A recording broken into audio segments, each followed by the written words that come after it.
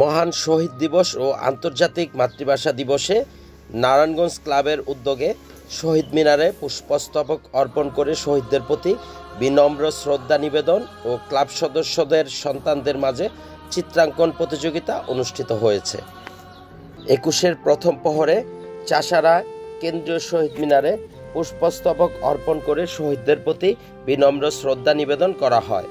পরে সকালে নারায়ণগঞ্জ ক্লাব অডিটোরিয়ামে ক্লাব সদস্যদের সন্তানদের মাঝে চিত্রাঙ্কন প্রতিযোগিতার আনুষ্ঠানিক উদ্বোধন করেন নারায়ণগঞ্জ ক্লাব সভাপতি আলহাজ এম সোলেমান।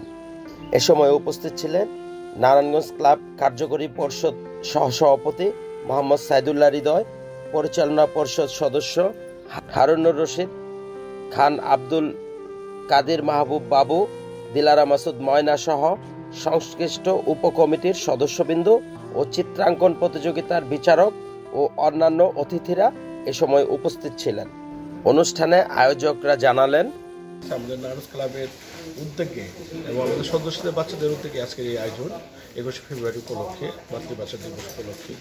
তাই আমরা আজকে মোটামুটিভাবে যারা আসছে তাদের সকাল 11টা থেকে আরম্ভ হয়েছে আমাদের প্রোগ্রামটা। 12:15 পর্যন্ত চলবে।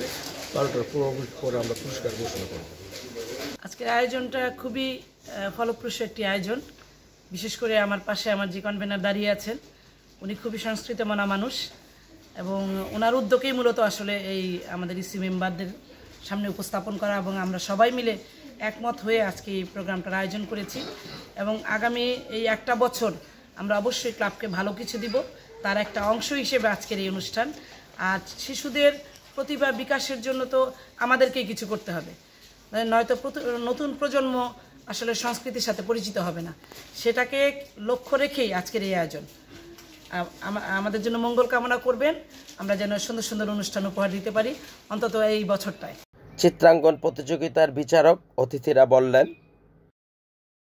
এটাতে এই সমস্ত সৃজনশীল কাজকে বাধা দেওয়া তো আসলে আমাদের দেশের ভবিষ্যৎকে নষ্ট করে দেয়, এবং নারায়ণগঞ্জ ক্লাব এই আয়োজনটি করেছে, এটাতে অবশ্যই আমাদের এই শিশুরা আগামী দিনে সৃজনশীল মানুষ হিসাবে এবং সংস্কৃতিবান মানুষ হিসাবে গড়ে উঠবে, এই প্রত্যাশা।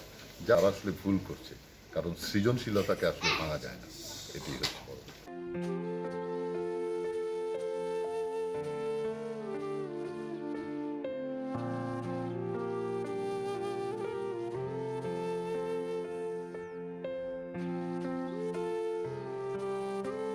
নারায়ণগঞ্জের খবর রিপোর্ট, নারায়ণগঞ্জ ক্লাব।